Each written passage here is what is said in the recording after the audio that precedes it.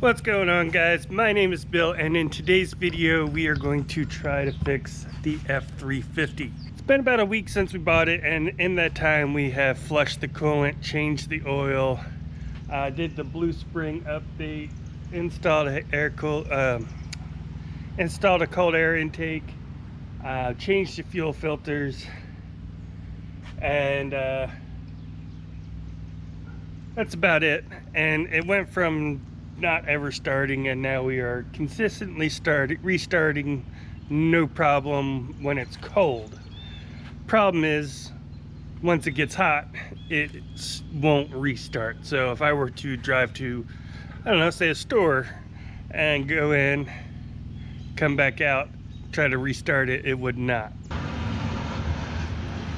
never have planes fly over, and of course, when the one time I'm recording, there's plane flying over.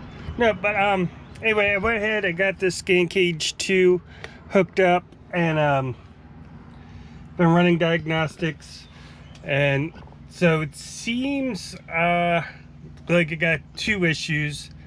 The dummy plugs and standpipes need to be replaced, and the oil cooler is bad, or going bad. Once I've been getting it up to temperature, let it run, take it out for a ride and everything, and my coolant temperature and my oil temperature are about 30-35 degrees off from each other, where at most it should be 15, which leads me to believe I have a bad oil cooler, which is also something that these are notoriously having issues with, and flushing the coolant didn't help that at all.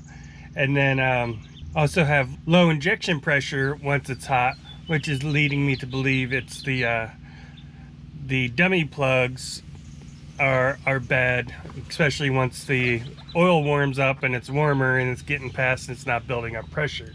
So yeah, I believe I've got to figure out what the issues are, and I'm going to attempt to fix them myself. Now this video is not going to be a big how-to video.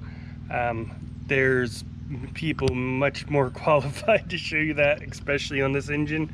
I think, you know, Diesel Tech Ron, from what I understand, he's passed on, but has a ton of videos on this engine.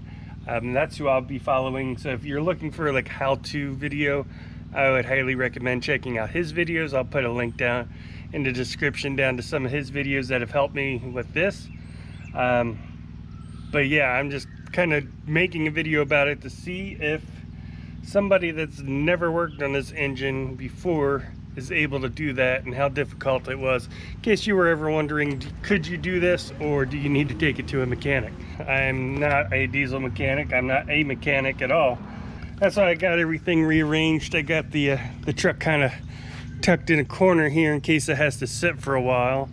From what I know, I have to start taking lots of stuff off of here. I need to take out the new air box we just put in there, take out the pipe, the intercooler pipings, take off the turbo, take off this, which means I'm going to have to drain some of the coolant. I'm also going to have to drain some of the oil that I just put in there as well, because we are tearing everything that is on top of here off of there to get down to the oil cooler. And then we also have to get the valve covers off for the dummy plugs and standpipes.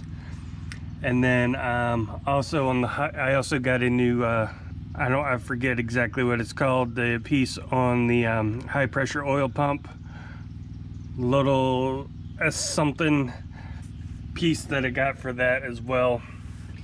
I figured while I was torn into everything, I might go ahead and change that out as well. So I'm gonna go ahead and start tearing into this thing and see how we go. Been at it for, I don't know, probably about an hour or so. Gotten the driver's side torn down a bit. Got both batteries out. I took the battery tray out. I didn't need to, but I wanted to get to the steering box as well while I got everything torn out of here. So got the cold side pipe and everything taken out. The coolant tank out, the degas bottle, I went ahead, took it all the way out. Again, it's not something you have to do, but it's something I did just to get it out of my way. Then got the valve cover off. Now it looks like this has an upgraded dummy pipe, because it's got the 12 millimeter Allen head, where the standpipe looks like that's still the 10 millimeter. So that's old, and this has been replaced. Plus I knew it had been, somebody had the valve cover off, and because they used this as one of the replacement bolts. And then I took the thickum off, and it was missing isolators under it. And you can see, I don't know if you see back there on the turbo, on the up pipe there, it's kind of missing some bolts as well. So yeah, people have torn into this before. So I just realized I don't have Allen, a 10 or a 12 millimeter Allen, so I'm going to run to the store and pick those up. Probably pick up a new valve cover gasket too if they have them. I mean, it doesn't look horrible, but you know, one less thing to have to worry about.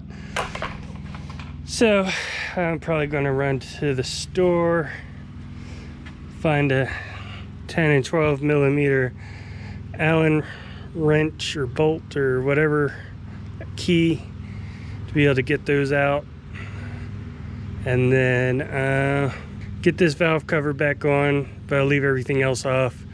Then I'll start working on the passenger side. Quick note, if you have these 6-ton or 3-ton or the red 3-ton jack stands from Harbor Freight, be sure to return them. There is a safety recall on them. Alright, so yeah, if you have those jack stands, be sure to take them back to Harbor Freight, because there is a recall on them where they are collapsing on people, so probably don't want to use those. But here's the old one and the new one, and there's a little bit of wear, but not much on these O-rings at all. You know, these washers are a little bit squished, so I don't think this is the issue, at least not on the driver's side. I've already pulled the standpipe, that even though that one was old too, like here, I mean, it wasn't bad. This is just some electrical tape I put on there because I couldn't get the bottom piece out, so I put some electrical tape on here to be able to get that bottom out. But yeah, I mean,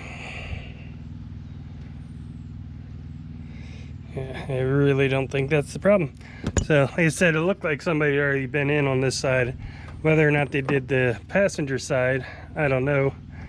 So we'll get this put back together. So making some progress. Said this valve cover, I got that off.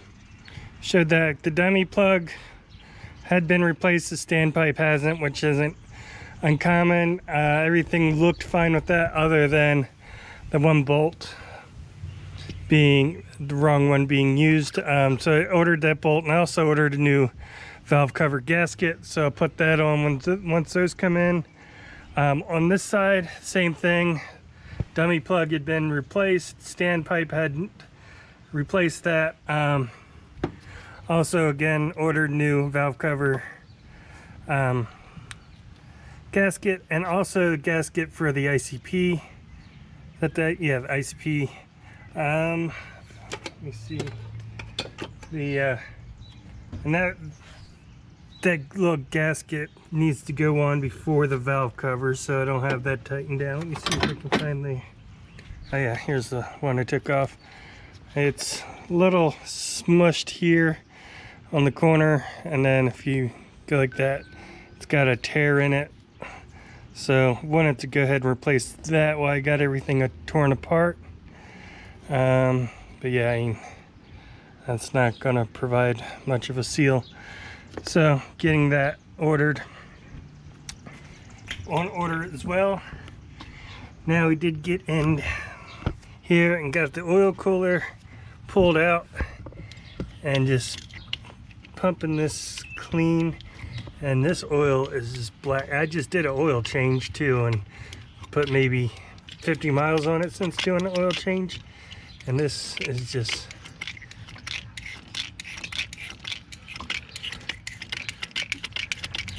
pure black and gunk and dirt coming out of here, out of this valley. This all has a whole lot of cleanup to do. Then we got to tear this apart. I got all the new gaskets and the new cooler itself. So once we get this all torn apart, we'll see how that all looks. Now this screen tells a story here. It was pretty gunked up on this side. This side's pretty clear, but it's also ripped right through on both ends. So that wasn't screening anything at all. Yeah, it was gunked up on that side and it found a way through this side and just let everything through. So yeah, that's not a good thing. Luckily the kit's got a new one of these in there. All right, so we got everything apart. There's the old oil cooler. Here's the new one. Here's a direct replacement Ford piece. Yes, they go bad, but I mean, this one made it 250,000 miles. So I figure if I can get another 250 out of that one, I'll just go OEM for this. I know there's a bunch of other upgrades and different parts you can put on there to make it better, but I mean, it did okay for 250,000 miles and 13, is it 13 years? Yeah. So, I mean, not too shabby overall. But yeah, the coolant side, oil side looks fairly clean, but the coolant side, you probably can't see in there. Let me grab. I mean, it's just straight gunked. There's no flow, coolant flow whatsoever. So, and I did that flush. It didn't flush. Again, that's deep and thick all the way through to the bottom. Completely just caked in there. So that's pretty, that side not too bad, but I'm guessing this is the intake side for the coolant, and it just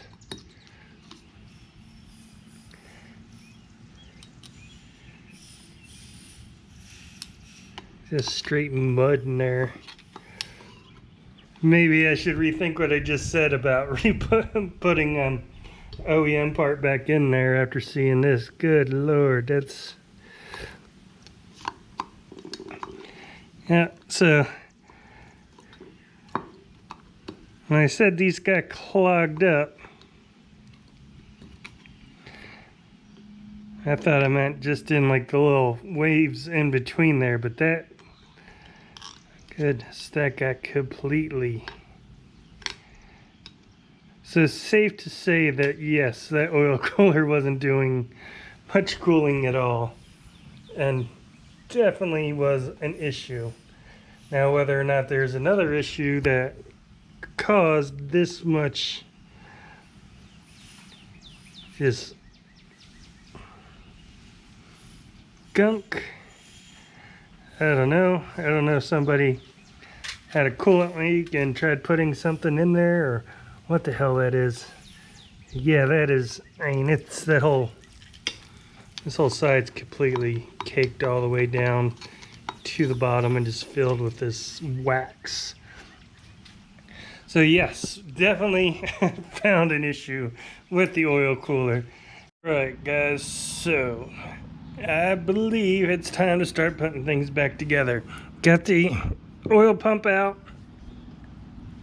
changed the STC fitting. That looked fine, didn't look like there was an issue, but went ahead and changed it out anyway. There's a couple of things that have happened here that I ended up having not to do probably, but it's good now that I have done them, or at least checked them, so now I know what has and has not been done on this truck, since I didn't know really the history too much. But change that out, change that, got new fittings. Is this the IPR? Yeah, the IPR, or the ICP? No, IPR. One of the two. I forget. But yeah, that's the IPR. But that screen was all jacked up. Got a new screen, got new bearings on here. Where'd the old screen go? This thing was completely, it's piece of plastic's gone. That was attached, I pulled off, but screen's completely cracked, everything's warped. This thing was definitely bad. So I think we were going to be in good shape once we get everything put back together. Hopefully, making really good progress on getting everything in the truck put back together to the point where it's ready for the turbo to go back in. I figured while I got it out, I'll go ahead and tear it open, clean it up, see how things look. It's not super horrible. It's not great either, but some of these veins are definitely that's stuck. A couple of these are hard to move, a couple of them are completely stuck, and some of them are perfectly fine. So yeah, good thing to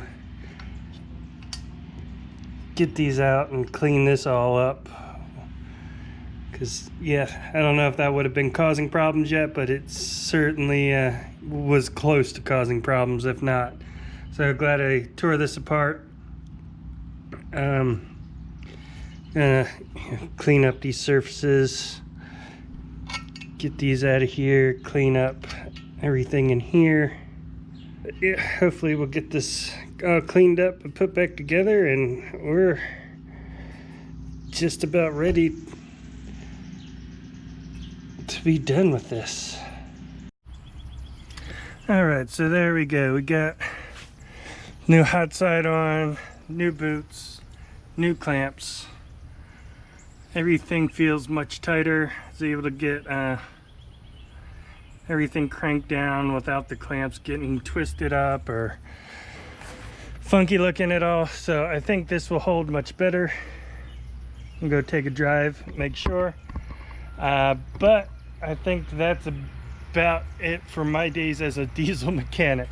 Like I said, I'm gonna go ahead, find a shop around here. So if anybody knows of a good diesel shop in the southern Indiana, northern Kentucky area, depending on what they find is wrong with the cold start or the hot start issue, I'll probably go ahead and have the heads and head gaskets redone and have head bolt or head studs put in instead of the bolts put back in, just to fully